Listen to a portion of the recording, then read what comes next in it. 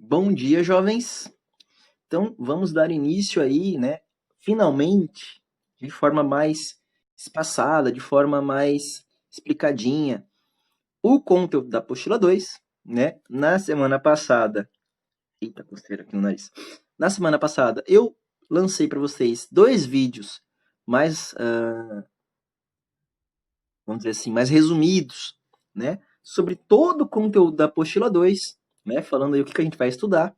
E a ideia agora é que cada semana eu produza dois vídeos, dois vídeos por semana para cada capítulo. Então, essa semana vão ser dois do capítulo 6, junto com os vídeos. Eu vou mandar também o gabarito do exercício da apostila, capítulo 6, e depois o gabarito do livro suplementar, capítulo 6. Então, para cada capítulo, duas aulas.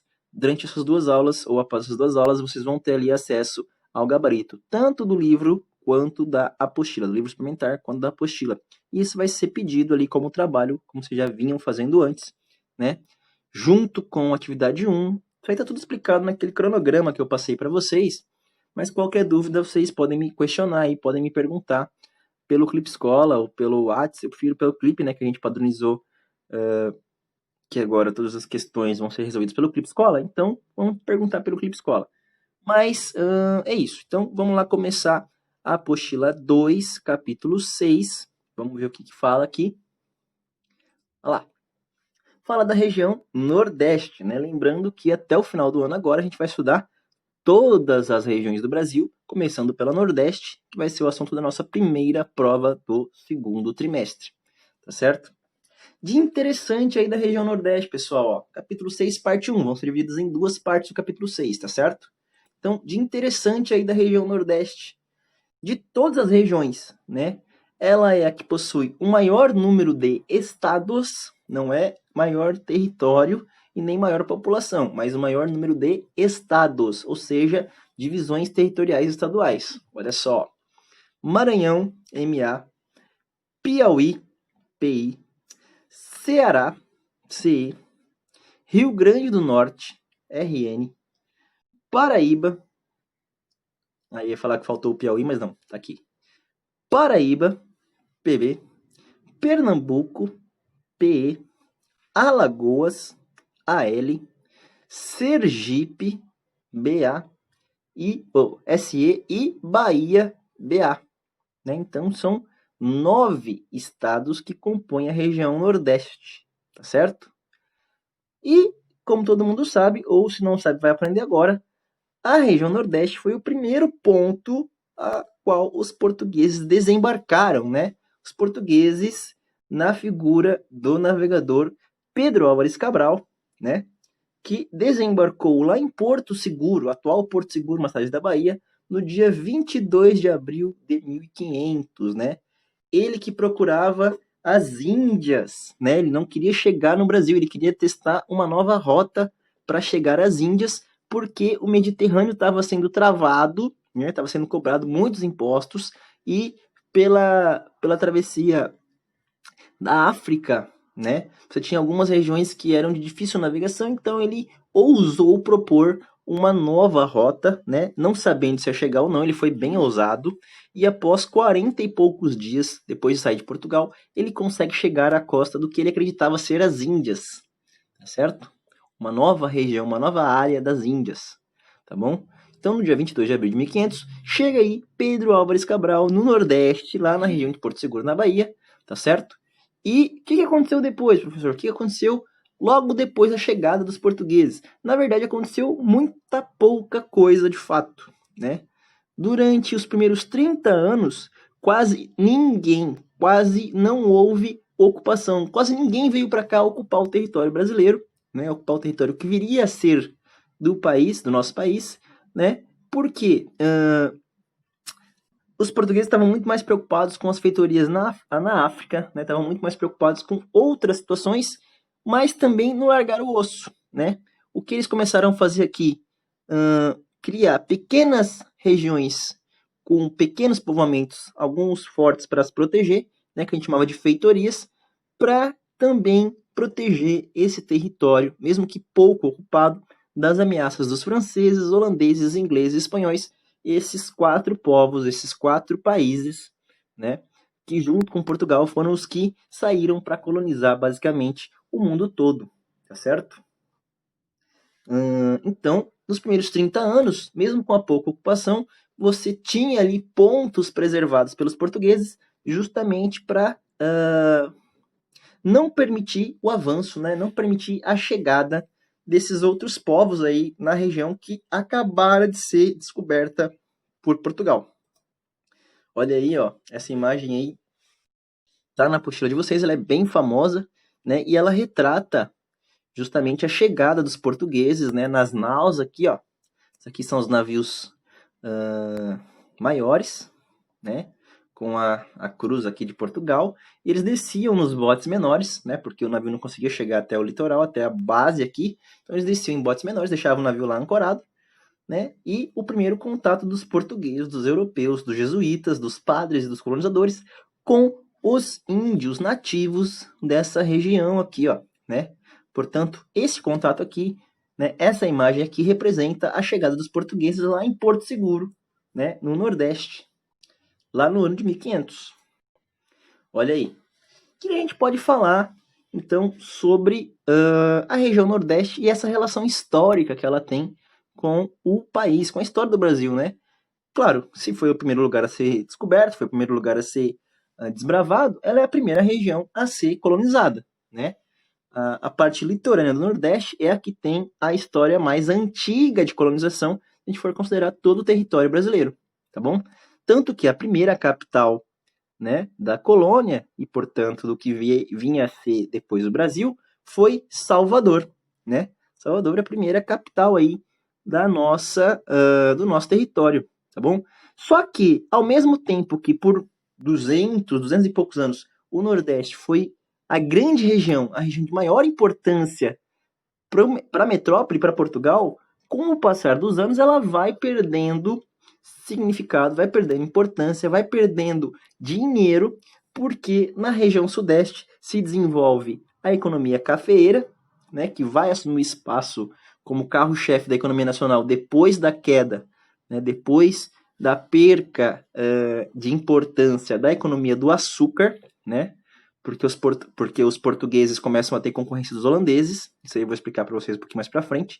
Então, mesmo que por muito tempo ela tenha sido a região mais importante, ela vai perdendo historicamente sua importância, porque o café toma o lugar do açúcar, né, da cana-de-açúcar, e o ouro que é descoberto em Minas Gerais também atrai esse interesse da metrópole de Portugal para a região sudeste e não mais para a região nordeste, né? Lembrando que, num primeiro momento, na região nordeste foi explorado o pau-brasil, né, que foi a primeira mercadoria, o primeiro produto natural, né, levado pelos portugueses para a Europa, justamente para tirar o pigmento vermelho, né, os portugueses, os europeus de forma geral, tinham muito apreço, tinham muito interesse em produtos que pudessem tingir as roupas, né, tingir os tecidos, e o pau-brasil ele garantia esse pigmento vermelho de forma natural, portanto era de muito interesse para os europeus, tá certo? Depois disso, o açúcar, como a gente tinha ali no Nordeste um clima favorável e um solo favorável para a produção de açúcar, e o açúcar era um produto bastante apreciado pelos europeus, o Brasil, o Nordeste, serviu como região produtora de Portugal para este produto, no caso, o açúcar. Mas voltando, falando mais sobre a questão histórica. Então, perde importância para o Sudeste, né? E ao longo do século XIX, XX principalmente, e também o XXI, se a gente considerar, o Nordeste ele foi uma região onde se migrou muita gente. As pessoas saíam do Nordeste em direção às outras regiões, justamente porque você tinha ali questões de pobreza, de subdesenvolvimento, né, históricos, justamente porque a região foi abandonada ao longo dos anos, né, ao longo dos séculos do desenvolvimento brasileiro, tá certo? Só recentemente, a gente pode considerar aí a partir do final dos anos 90, né, 1990 e poucos, e começo dos anos 2000, é que a região Nordeste consegue ali receber alguns investimentos para avançar em algumas áreas. Ainda é muito deficitária, né, principalmente na questão ou na população mais do interior, né? Mas como um todo o Nordeste era bem defasado e com algum investimento em algumas áreas, essas dificuldades estão sendo superadas aos poucos, embora a gente tenha muito que fazer, né? As pessoas, as políticas, as iniciativas privadas, enfim, tem que ser feito muito ainda para que o Nordeste consiga alcançar o seu potencial, consiga retomar a sua qualidade, retomar não, mas criar, né, estabelecer uma qualidade de vida para os seus moradores, tá bom? Então, vamos seguindo aí, galera. Olha aí, ó, deixa eu dar uma limpada aqui no olho, tô usando óculos agora, né, vocês nunca me viram de óculos na sala, mas como eu tô em casa agora, eu tô usando mais o óculos para descansar esses lindos olhos. Então, dá uma olhada aí na apostila de vocês. Tem aí, ó, a área, a população e a densidade demográfica, ou seja, a relação entre habitantes por área de todos os estados da região Nordeste. Olha lá, ó. Bahia. Deixa eu ver aqui, ó. A Bahia tem a maior área, né? O maior estado é a Bahia. Ó, Bahia. População da Bahia, densidade demográfica da Bahia, né? Não é a maior, pelo contrário, é a terceira menor, né? Isso aqui é mais para a gente dar uma olhadinha, para saber aí, fazer uma comparação, quem quiser dar um bizu ali, ó. Né, ó, quem que é a maior população? É da Bahia, 15 milhões. Depois, Pernambuco. Depois, Ceará, né? Quem é a maior área? Bahia. Depois, Ceará, né? Depois, Maranhão. E assim vai, né? Densidade demográfica, quem tem mais? Ó, Alagoas tem mais, ou seja, mais população numa menor área. Sergipe, né? Tanto é que eles são os dois estados menorzinhos. Vou mostrar aqui para vocês, ó. Olha lá, ó, Maranhão, Piauí, Ceará, Rio Grande do Norte, Paraíba, Pernambuco, Alagoas e Sergipe. Alagoas e Sergipe são os estados com menor área, né? Por isso que tem aquela densidade demográfica um pouquinho maior, tá bom? As capitais aqui, ó, a única capital que não é litorânea, pessoal, isso aí é legal a gente saber, né, ó, São Luís é litorânea, Fortaleza é litorânea, Natal é litorânea, João Pessoa é litorânea, Recife é litorânea, Maceió é litorânea, Aracaju é litorânea, Salvador é litorânea. A única capital que não é litorânea é a capital do Piauí, que é Teresina, né? Você até tem ali uma parte do Piauí que é litorânea, mas a capital não é, né? A capital fica no interior, quase divisa com o Maranhão, tá certo? Olha aqui, ó. Isso aqui também é legal da gente saber, da gente olhar, a gente perceber, né? A distribuição étnica, ou seja, as etnias, né? Branco, índio, pardo ou negro ou preto, né? Preto eu descobri esses dias estudando que a designação preto eu acredito seja um pouco mais interessante. Eu vou até tentar me acostumar a usar mais essa terminologia, mas vamos lá. Então, indígenas ou aqueles que são descendentes dos nativos só correspondem a 0,5% do total da população do Nordeste. Olha só que loucura, né? Os brancos correspondem a pouco mais de 29%. Os pardos, que são a mistura, né, das três etnias principais, são mais da metade, são 62%. E os pretos, né, naturalmente ou descendentes de afro-brasileiros, né, de africanos que vieram da África, enfim. Pretos, né, declaradamente pretos, são 7,8%. Né? Então você vê aí que a predominância é de pardos, ou seja, a população que se considera miscigenada, depois brancos, depois pretos, depois uma parte bem pequenininha de indígenas. Essas duas imagens aqui estão na apostila de vocês, tá certo? Então vocês conseguem visualizar aí com bastante facilidade. Agora, né, a gente falou ali que o Nordeste ele se destacou durante o início do período colonial, justamente porque ele foi a primeira região a ser colonizada. Então, como é que surgiu aí essa relação entre Portugal e o Brasil, Portugal e a colônia, nesse início, né, nesse início de exploração, nesse início de contato, lá do século XVI até o século XVIII, que foi o período onde o Nordeste se destacou mais. Como eu já tinha falado para vocês, a primeira coisa que Portugal fez foi construir feitorias, que são fortificações, né, depósitos com algum poder militar ali para se proteger, para que justamente fizessem ali depósito de pau-brasil, para que os navios chegassem e depois levassem esses produtos para a Europa. Então a primeira preocupação foi, vamos criar depósitos fortificados para guardar a mercadoria que a gente quer explorar. Não vamos pensar em povoar, né? Vamos pensar em retirar o recurso. O negócio foi tão intenso, tão forte, né?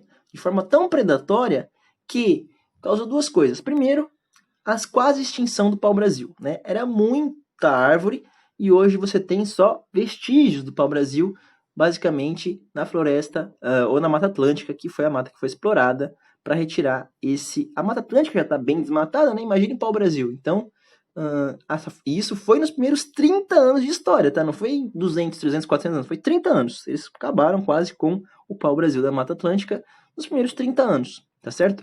E, claro, dentro desse processo de exploração, né, eles mataram, escravizaram, dominaram, subjugaram muitos nativos, muitos índios. No primeiro momento foi aquela relaçãozinha romântica, né, que aparece nos livros às vezes para o pessoal que é mais pequenininho. E o índiozinho recebendo alguma coisa do português, dando em troca. Isso aí foi muito momentâneo, né? Os portugueses não queriam relação social, não queriam um acordo, não queriam construir nenhum tipo de laço, né, nenhum tipo de relação diplomática com os índios. Eles queriam as matérias-primas, eles queriam os produtos tropicais, eles queriam aquilo que não existia na Europa para fazer dinheiro, tá certo? Tanto que, nesse primeiro contato, foi estabelecido o Pacto Colonial, onde simplesmente as colônias, ou seja, esses territórios do qual o Brasil fazia parte, né, tinha outras colônias portuguesas pelo mundo, mas tudo que era explorado pela colônia era de lucro exclusivo da metrópole. Ou seja, não existia governo, não existia cofre, não existia banco, não existia depósito de riquezas da colônia. Tudo que era vendido de produtos daqui, o lucro, aquilo que gerava de riquezas, ia para Portugal. Né? Portugal era a dona do território que depois viria a se tornar o Brasil. Né? A gente não tinha nenhum tipo de benefício nessa relação, chamado Pacto Colonial. Né? A gente era colônia de exploração, simplesmente. Era um depósito onde eles vinham aqui, retiravam os recursos, comercializavam na Europa e ganhavam o dinheiro deles. Acumulava riquezas para eles e não para a gente. Né? Tanto que, na verdade, a gente, enquanto território, ainda nem existia. Né? Estava sendo explorado, sendo definido ao longo desses anos aí. Tá bom? Olha aí, ó, para quem nunca viu, isso aí tá na apostila de vocês. Esta é a árvore do pau-brasil. E esta gravura aí, não sei se vai ficar bem identificada aí no vídeo, mas essa gravura aqui, ó, simboliza a exploração do pau-brasil pelos portugueses, né? Então aqui, ó, dando a machadada, derrubando a arvorinha e levando essa matéria-prima, essa árvore para os navios, para que eles cheguem depois na Europa. Olha aí, ó. Isso aí tem na apostila de vocês e fala justamente do período, né, do porquê, ou de como aconteceu os primeiros 30 anos e como que foi essa relação de Portugal com o nosso território. Então, nos primeiros 30 anos, eles só queriam explorar pau-brasil. Depois, começaram a se fixar para proteger o nosso território da ameaça de franceses, ingleses, holandeses, espanhóis, né? Porque a ideia era que ali se encontrasse riqueza. A expectativa era que no Brasil, nessa colônia, nesse território que acabava de ser descoberto, fosse encontrado ouro, prata, algum metal precioso, tá certo? E que isso traria um retorno financeiro para Portugal, tá bom? Isso aí, então, vocês têm marcado na apostila de vocês, assim como a gente falou lá, o que eram feitorias, né? Eram fortificações onde se guardavam os produtos para que esperasse aí a chegada dos navios, para que eles fossem levados a Portugal, né? Agora, acabou o ciclo, que é o primeiro ciclo econômico do Brasil, o ciclo do pau-brasil, 30 anos, acabou, né? Entrou em declínio, porque não tinha mais árvores para explorar de forma comercial vantajosa. O que eles fazem? Começam a explorar, começam a cultivar no território brasileiro, no território de clima tropical, a cana-de-açúcar, tá certo? Por quê? O açúcar era um produto muito valorizado na Europa, tá bom? E se encontrou, né, conforme as averiguações da época, conforme os estudiosos da época levantaram, fatores favoráveis para a produção do açúcar, né? O solo de Massapê, que é um solo do litoral nordestino, muito propício, muito rico em nutrientes, e o clima tropical, com quantidade de chuvas interessante, né? Bastante favorável para a produção de cana-de-açúcar, que precisa de um clima chuvoso para se desenvolver, tá bom? Então, esse aí foi o segundo ciclo econômico do Brasil, depois do pau-brasil. Então, sai o pau-brasil e entra agora em destaque a cana-de-açúcar. Cana-de-açúcar, como todo mundo sabe, foi o primeiro produto a criar uma sociedade, uma parte da sociedade que enriqueceu, né, que se tornou elite devido ao comércio desses produtos. No Brasil, os senhores de engenho, que são os donos das grandes fazendas de café, são justamente essas pessoas que vão depois se tornar coronéis, se tornar políticos, se tornar pessoas influentes na sociedade, justamente porque elas comandavam, porque elas coordenavam, porque elas concentravam todo o dinheiro que vinha dessa produção açucareira, né, da cana-de-açúcar. Isso aí, essa situação, essa construção social, ela foi sendo estabelecida entre os séculos XVI, ou seja, a partir de 1501 até o século XVII, pode considerar até o século XVIII, tá bom? Por volta ali de 1900, 1800, final dos anos 1800, tá bom? O Nordeste se manteve próspero até o século XVIII, né? Até 1700 e pouco. Eu falei 1900 ali, eu errei, desculpa. Então, ó, século XVI a partir de 1501, século XVIII a partir de 1701 vai até 1800. Né? Eu falei 1900, esquece, tá errado. Então, o Nordeste ele teve a sua importância ali do começo dos anos do século XVI, 1501, até meados do século XVIII, 1750, 1700 e pouquinho, né? Por quê? Porque nesse século XVIII, depois que os holandeses chegaram no Brasil, vou contar essa história aí depois para vocês numa próxima aula, quando os holandeses chegaram no Brasil, eles chegaram para explorar a cana. Portugal tinha uma relação pacífica, econômica, diplomática com os holandeses, para os holandeses distribuírem a cana-de-açúcar, né? Eles tinham também parte do lucro, claro, mas quem tinha navios, frotas para distribuir o produto pela Europa não eram os portugueses, eram os holandeses, né? Os holandeses e os ingleses, mas o Portugal tinha mais relações com os holandeses no início, tá certo? E aí Portugal depois é ocupado, né? É comandado pela Espanha naquele período de União Ibérica, e a Espanha tinha treta com a Holanda, né?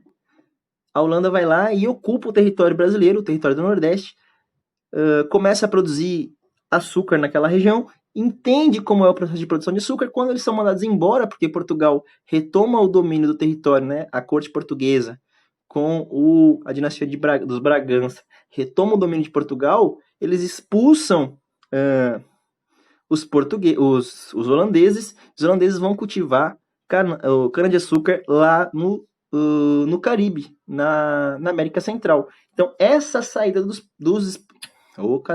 essa saída dos holandeses do Nordeste brasileiro, essa quebra de acordos diplomáticos de Portugal com a Holanda, faz com que a Holanda vá produzir cana-de-açúcar lá na América Central, e isso cria um competidor muito forte para o Brasil, muito forte para Portugal na época, e a cana-de-açúcar perde espaço na economia brasileira, enquanto o café que estava sendo produzido no Sudeste ganha espaço. Então, foi um momento histórico. A cana começa a ganhar competitividade, né, e disputa de mercado dos holandeses lá na América Central, e o café começa a ser produzido em larga escala no Sudeste. Esses dois fatores fizeram com que a economia da cana-de-açúcar e a elite dos senhores de engenho comece a se fragmentar, comece a perder significado, comece a perder importância, e com isso também o Nordeste começa a perder importância, certo? Então foi esse fato aí, essa perda de espaço, essa perda de significado, essa perda de importância da cana-de-açúcar que ganhou a disputa dos holandeses, e também dentro do território a disputa do café, fez com que o Nordeste perdesse ali a sua força como região forte, região economicamente interessante. Né, ó. Agora eu trouxe para vocês uma série de imagens aí, galera, de como que era um engenho de cana-de-açúcar. Essa parte aqui era a roda que moía a cana, né, para fazer açúcar, para fazer garapa, para fazer melado. Isso aqui era uma das partes do engenho, né, daquilo que era utilizado ali, da estrutura que era utilizada para a produção de cana. Essa aqui, ó, é uma gravura que representa a relação entre a família do senhor de engenho, né, o senhor de engenho, os filhos, a esposa, provavelmente aqui alguma ajudante branca, e os negros, né? Esses aqui ainda mais, esses são os mais próximos, mas como o negro, o escravo negro, ele tinha uma relação de subserviência, né, com a família do senhor de engenho. Olha aí, ó, esse aqui é um esquema de como é uma fazenda, né, um engenho de forma mais ampla. Você tinha toda uma ala, inclusive ela era bem maior, no sentido de estrutura, de espaço, não de qualidade, né? Mas toda uma ala que era destinada à produção da cana-de-açúcar, a produção da cana-de-açúcar está aqui no fundo, mas a produção dos produtos da cana, dos quais os negros ficavam responsáveis. A casa do senhor de engenho, a casa do dono da propriedade, ela ficava geralmente na parte mais alta e longe disso aqui. Por quê? Porque aqui você tinha cheiro, você tinha gritaria, você tinha, às vezes, um negro tentando fugir, né? Eles eram espancados, tudo era feito aqui. Aqui na casa do senhor de engenho era tranquilo, né? O cara tinha mais espaço, tinha tranquilidade, menos barulho, né? A qualidade de vida era melhor, você tinha mais quartos, né? Uma casa mais bem estruturada, claro, né? Ele era o patrão, tá certo? Então, isso aqui era mais ou menos o esquema do que era uma fazenda de cana-de-açúcar na época. Como que era feita essa produção, galera? Isso aí é um negócio que vai aparecer direto na geografia para vocês, não só falando sobre a cana-de-açúcar, mas quando a gente for estudar a América Central também vai aparecer, quando a gente for estudar a Ásia vai aparecer, que é o sistema de plantation. O plantation, quando falado no sistema colonial, ou no período colonial, no sistema de produção de cana-de-açúcar, ele é baseado em 4 características. Feito em grandes propriedades, né? Ou seja, feito em latifúndios, utilizava mão de obra abundante negra, né? De escravos africanos, plantava-se um único tipo de produto, né? Que era chamado de monocultura, ou seja, se plantava somente cana-de-açúcar nesse plantation, e grande parte, ou se não toda a produção daquele plantation, daquela fazenda, daquele latifúndio, era destinado para exportação, ou seja, era destinado para venda em outro país, né? Portanto, no caso aqui, era latifúndio com mão de obra escrava negra, monocultura de cana-de-açúcar, voltada para exportação, visando abastecer a Europa. Como que era feito esse percurso? Como que era feita essa relação aí? Eu falei para vocês já, ó. Saía do Brasil, ia até Portugal, nos portos de Portugal, e lá se fazia a troca, né? Os navios holandeses, que eram em maior quantidade, que levavam o produto, a cana-de-açúcar, para a Europa, tá certo? Não eram os portugueses de forma direta, eram os holandeses. Então, por isso que Portugal e Holanda, até certa altura do campeonato, tinham uma relação econômica bem legal, né? A Holanda distribuía o açúcar português, o açúcar brasileiro para a Europa. Isso até 1580, né? Quando Portugal passa a ser território espanhol. Mas aí eu vou explicar para vocês no futuro. Isso aí tem na apostila de vocês. Vou explicar com mais calma depois. Esse aqui, pessoal, é um desenho, né? Um quadro, uma pintura, que mostra aí, ó, como era a questão do plantation, né? Da plantação de cana-de-açúcar e a quantidade de gente que trabalhava nessas áreas, né? E como era grande. Isso aqui dá para a gente ter uma noção de como eram os latifúndios, como eram essas grandes áreas, essas grandes fazendas de criação de café, de plantação de cana, desculpa, não de café, lá no Nordeste. Eita, foi rapidinho. Então, pessoal, já deu aqui, ó, meia horinha de aula. Seguinte, né? Essa primeira parte, então, a gente falou dessa relação aí da cana, né? Essa relação da história do Nordeste em relação ao primeiro momento histórico brasileiro, né? Que foi a região mais importante da época, criou essa elite dos senhores de engenho, né? Então, como foi importante essa primeira relação aí, esse primeiro momento, esses primeiros 200, 300 anos de história no Brasil e como isso está estreitamente ligado ao Nordeste, tá bom? Então, nesse primeiro momento aí, eu vou pedir para vocês, né, junto com essa aula, tá anexado para vocês o gabarito do capítulo 6 da apostila, dos exercícios da apostila 6, ou do capítulo 6 da apostila 2. Então, nessa aula vocês vão receber ele, façam aí a correção do capítulo 6, né? Conforme vocês acharem melhor. Na próxima aula dessa semana, vai chegar para vocês também o gabarito do livro suplementar com o capítulo 6. Suplementar capítulo 6 da apostila 2, do livro suplementar 2, no caso, tá bom? Então é isso. Espero que vocês tenham gostado. Se for alguma dúvida com relação ao andamento da aula aí, dá uma lida no material de vocês, porque esse conteúdo ele foi montado bem em ciminha da apostila, tá? Provavelmente alguma coisa eu acrescentei, mas o grosso tá ali na apostila. Ficou com alguma dúvida? Assiste o vídeo de novo, assiste um outro vídeo na internet, manda uma mensagenzinha para mim ali no Clipe Escola, tá bom?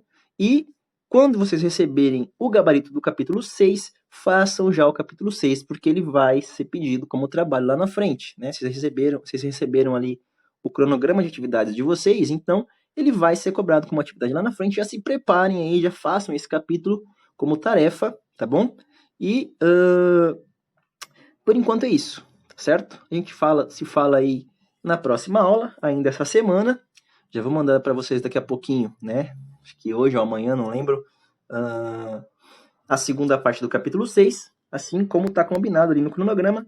Toda semana um capítulo dividido em 2 partes, para a gente também não ficar tão cansado, né? São vídeos mais curtinhos, eu consegui me organizar mais direitinho esse trimestre, tá bom? Então é isso, tá certo? Fiquem bem, beijo, beijo, tchau, tchau, bons estudos, se dediquem e a gente vai se falando aí ao longo da semana. Abraço!